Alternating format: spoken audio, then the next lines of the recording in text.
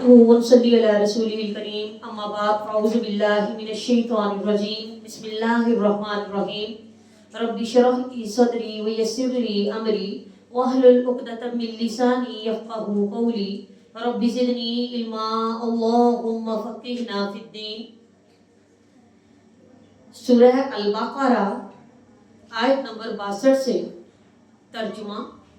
ان بے شک الذین وہ لوگ آمنو جو ایمان لائے والذین اور وہ لوگ ہادو جو یہودی بن بیٹھے والنصارى اور وہ جو نصرانی ہیں والنصارى اور وہ جو عیسائی ہیں.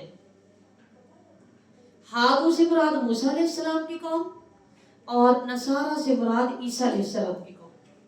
والصابئین اور وہ جو بے دین ہیں. والصابئین اور وہ جو صابی ہیں.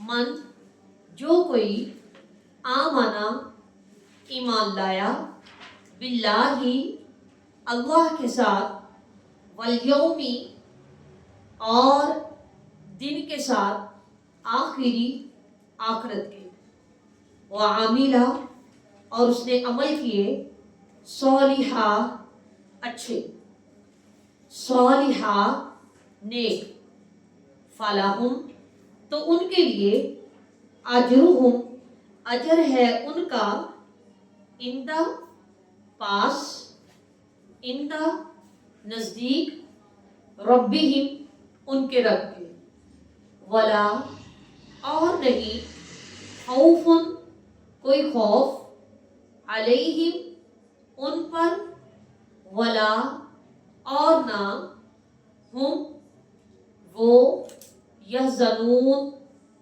وہ غمگین ہوں گے.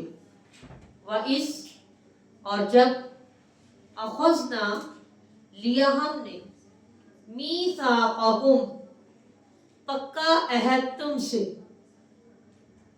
میثاقکم پختہ وعدہ تم سے ورفعنا اور اٹھایا ہم نے فوقکم تمہارے اوپر الطور طور کو خذو پکڑو ما جو آتیناکم دیا ہم نے تم کو بقوت ساتھ قوت کے وذکروا اور یاد کرو ما جو فیہ اس میں ہے لعلکم تاکہ تم تتقون تم متقی بن جاؤ. ثم پھر تولیتم منہ پھیر لیا تم نے من بعدی من سے بعدی بعد ذالکا اس کے فلولا تو اگر نہیں فضل ہوتا اللہ کا علیکم تمہارے اوپر ورحمتہ اور اس کی رحمت لکم تم البتہ ہوتے تم من الخاسرین خسارہ پانے والوں میں سے. وَلَقَدْ اور البتہ تحقیق علمتم جان لیا تم نے الذین ان لوگوں کو اعتدوا جنہوں نے زیادتی کی تھی منکم تم میں سے فی السبت ہفتے کے دن میں فی السبت ہفتے کے دن میں فقلنا تو کہا ہم نے لہم ان کے لیے کونو ہو جاؤ قردۃ بندر خاسئین ذلیل خاسئین دھتکارے ہوئے. فجعلناہا تو بنا دیا ہم نے ان کو نکالن عبرت کا نشان لما واسطے اس کے جو بینا درمیان ہے یدیہا اس کے دونوں ہاتھوں کے بین یدیہا جو ان کے آگے ہے، وما اور جو خلفہا ان کے پیچھے، وموعظۃ اور نصیحت ہے، للمتقین ڈرنے والوں کے لیے، للمتقین پرہیزگاروں کے لیے، للمتقین تقوی والوں کے لیے۔ نیوٹرل لکھیے، ہادو ہا واو دال، نصارا نون صاد را، صابین صاد با حمزہ، ورفعنا را فا عین، الطور طا واو را، تولیتم واو لام یا، فضل فا ضاد لام، رحمتہ را ہا میم، اعتدوا عین دال واو، السبتی سین با تا، قردۃ قاف را دال، خاشعین خا سین حمزہ، نکالا نون کاف لام، موعظۃ واو عین ضا۔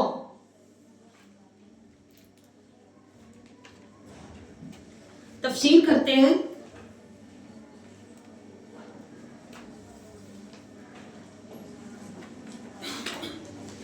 بسم اللہ الرحمن الرحیم، ان الذین آمنوا والذین ہادوا والنصارى والصابئین من آمن باللہ والیوم الآخر وعمل صالحا فلهم اجرهم عند ربهم ولا خوف علیہم ولا هم یحزنون۔ بے شک جو لوگ ایمان لائے اور پھر جو یہودی ہیں یا عیسائی ہیں یا بے دین ہیں، ان میں سے جو بھی در حقیقت یقیناً اللہ پر اور آخرت کے دن پر ایمان لائے اور عمل بھی اچھے کرے، تو ایسے ہی لوگوں کو اپنے رب کے ہاں سے اجر ملے گا اور ان پر نہ کوئی خوف ہوگا اور نہ وہ غمگین ہوں گے۔ یہود و نصارہ دونوں کہا کرتے تھے کہ نحنو ابناء اللہ و احباہ، کہ ہم اللہ کے بیٹے ہیں اور اس کے چہیتے ہیں۔ یہود یہ بات اس لیے کہا کرتے تھے کہ وہ پیغمبروں کی اولاد ہیں، اور نصارہ اس لیے کہ وہ اللہ کے بیٹے مسیح ابن مریم نعوذ باللہ من ذالک کی امت میں سے، مطلب عیسیٰ علیہ السلام کو اللہ سبحانہ تعالیٰ کا بیٹا قرار دیتے تھے نا، تو کہتے تھے کہ ہم تو اللہ کے بیٹے کی امت میں سے ہیں، اس وجہ سے ہمیں اللہ عذاب نہیں دے گا۔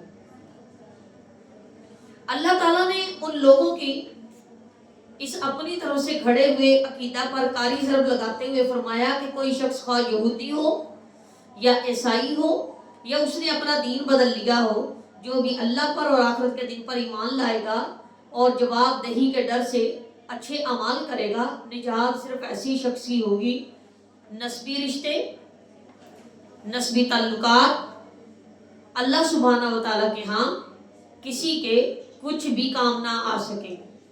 اگر اللہ سبحانہ و تعالیٰ کے ہاں کام آئے گا تو اللہ کو ایک ماننا، یوم آخرت پر ایمان لانا اور یوم آخرت کے دن کی جواب دہی سے ڈرتے ہوئے عمل صالح کرنے کی اپنی سی کوشش کرنا، صرف یہی کام آئے۔ یعنی آیت کا لب لباب بھی یہی ہے کہ اللہ سبحانہ و تعالیٰ کے ہاں ایمان لانا اور عمل صالح کرنا ہی کام آئے گا۔ کوئی نسبی رشتہ، کوئی تعلق، کوئی اپروچ کسی بھی شخص کے کچھ بھی کام نہ آ سکے گی۔ وَإِذْ أَخَذْنَا مِيثَاقَكُمْ وَرَفَعْنَا فَوْقَكُمُ الطُّورَ خُذُوا مَا آتَيْنَاكُمْ بِقُوَّةٍ وَاذْكُرُوا مَا فِيهِ لَعَلَّكُمْ تَتَّقُونَ۔ اور اے بنی اسرائیل، وہ ذرا واقعہ تو یاد کرو جب ہم نے تمہارے اوپر طور پہاڑ کو بلند کر کے تم سے پختہ عہد لیا تھا اور کہا تھا کہ جو کتاب ہم نے تمہیں دی ہے اس پر مضبوطی سے عمل پیرا ہونا اور جو احکام اس میں درج ہیں انہیں خوب یاد رکھنا، اس طرح شاید تم پر پرہیزگار بن جاؤ۔ مگر اس کے بعد تم دوبارہ پھر گئے اور اگر اللہ کا فضل اور اس کی رحمت شامل حال نہ ہوتی تو تم یقیناً خسارہ اٹھانے والوں میں سے ہو جائے۔ یہ واقعہ بھی بنی اسرائیل کے اس دور سے تعلق رکھتا ہے کہ جب ان کے 70 منتخب افراد پر بجلی گرا کر انہیں ہلاک کر دیا گیا تھا اور پھر دوبارہ زندہ کیا گیا تھا۔ پچھلے لیکچرز میں آپ لوگوں نے سنا تھا کہ جب انہوں نے موسیٰ علیہ السلام سے ڈیمانڈ کی تھی کہ موسیٰ تم خود ہی اکیلے جا کر احکام لے آئے ہو، اب ہمیں کیا پتہ واقعی میں تم اللہ کی طرف سے ہی لے کر آئے ہو یا اپنی طرف سے تم نے بنا لیے، تو ایسا کرو ہمیں اللہ دکھا دو، ظاہراً دکھا دو۔ تو اللہ سبحانہ وتعالیٰ نے جب طور پہاڑ پر تجلی فرمائی تھی تو یہ سارے کے سارے جو سردار تھے 70 کے 70 سردار مر گئے تھے اور پھر اللہ سبحانہ وتعالیٰ کے حکم سے دوبارہ ان کو زندہ کیا گیا تھا۔ یہ بھی اسی وقت کا واقعہ ہے۔ ان کو بھی اور ان کے ساتھ بنی اسرائیل کے دوسرے لوگوں کو بھی طور کے دامن میں کھڑا کیا گیا، مطلب وہ والے سردار بھی آئے اور باقی لوگ بھی آئے۔ ان کو طور پہاڑ دامن یعنی کہ پہاڑ کے درمیان میں، دو پہاڑوں کے درمیان، دو وادیوں کے درمیان دامن میں کھڑا کیا گیا اور طور پہاڑ کو ان کے اوپر جھکا دیا گیا۔ جبریل امین نے اپنے ہاتھ میں پکڑ کے نا طور پہاڑ کو اللہ سبحانہ تعالیٰ کے حکم سے ان کے اوپر یعنی کہ جھکا دیا تھا کہ تم لوگ بتاؤ اب ایمان لے کر آتے ہو یا نہیں لے کر آتے۔ اب پیچھے سمندر تھا، آگے سروں کے اوپر سائبان کی طرح مطلب ایک بادل کی طرح طور پہاڑ تھا۔ اس وقت ان سے پوچھا گیا بتاؤ توریت پر عمل کرو گے کہ نہیں کرو گے؟ سارے کہنے لگے کریں، ہم مان لیں۔ موسیٰ علیہ السلام پر توریت نازل ہوئی تھی، بتاؤ عمل کرو گے کہ نہیں کرو، اور اقرار کرتے ہو تو پوری مضبوطی سے عہد و پیمان کرو ورنہ ابھی اس پہاڑ کو تمہارے اوپر گرا کر تمہیں کچل دیا جائے گا۔ اس وقت بنی اسرائیل کو اپنی نافرمانیوں اور غلطیوں اور عہد شکنیوں کا احساس ہوا اور اپنے گناہوں سے توبہ کی اور توریت پر عمل پیرا ہونے کا پختہ وعدہ کر لیا۔ یہ اس لیے کیا گیا تھا تاکہ ان کے اندر چلو ڈر کی وجہ سے پرہیزگاری پیدا ہو جائے۔ لیکن کیا ہوا؟ اتنا پختہ عہد، اتنا پختہ وعدہ کرنے کے باوجود پھر انہوں نے عہد شکنی کی اور اس کے باوجود پھر اللہ سبحانہ وتعالیٰ نے اپنا فضل ان کے اوپر نازل فرمایا، اپنی رحمت ان پر نازل فرمائی اور ان کی نافرمانیوں، ضد، ہٹ دھرمی، انا کی اتنی فہرست لمبی ہے کہ جو کہ مکمل طور پر ان کی تباہی کا سبب تھی۔ وَلَقَدْ عَلِمْتُمُ الَّذِينَ اعْتَدُوا مِنْكُمْ فِي السَّبْتِ فَقُلْنَا لَهُمْ كُونُوا قِرَدَةً خَاسِئِينَ۔ اور تم اپنے ان لوگوں کو بھی خوب جانتے ہو جنہوں نے ہفتہ کے دن چھٹی منانے کے قانون کے بارے میں زیادتی کی تھی۔ بنی اسرائیل کو دراصل یہ حکم دیا گیا تھا کہ وہ ہفتہ کے دن کاروبار نہیں کریں گے بلکہ چھٹی کریں گے اور اس دن یا تو وہ آرام کیا کریں گے یا پھر اللہ سبحانہ وتعالیٰ کی عبادت کیا کریں گے۔ اور توریت میں بھی یہ بات واضح ہے کہ جو شخص اس مقدس دن کی حرمت کو توڑے گا وہ واجب القتل ہو جائے گا۔ لیکن یہودوں پر اخلاقی انحطاط کا دور آیا تو یہود اس دن کھلے بندوں اپنا کاروبار جاری رکھتے اور تجارت وغیرہ کیا کرتے۔ اس سلسلے میں سورہ الاعراف میں بھی ایک مخصوص بستی کا ذکر آیا ہے جو سمندر کے کنارے آباد تھی۔ ان لوگوں کا جو پیشہ تھا نا وہ ماہی گیری تھی، مطلب کہ مچھلیاں پکڑنا اور ان کو بیچنا۔ لیکن اکثر ایسا ہوتا کہ 6 دن تو مچھلیاں پانی کے اندر رہتی اور ہفتے کا دن بطور آزمائش کے مچھلیاں گویا سینہ تان تان کے ان کے اوپر آ کے گرتی۔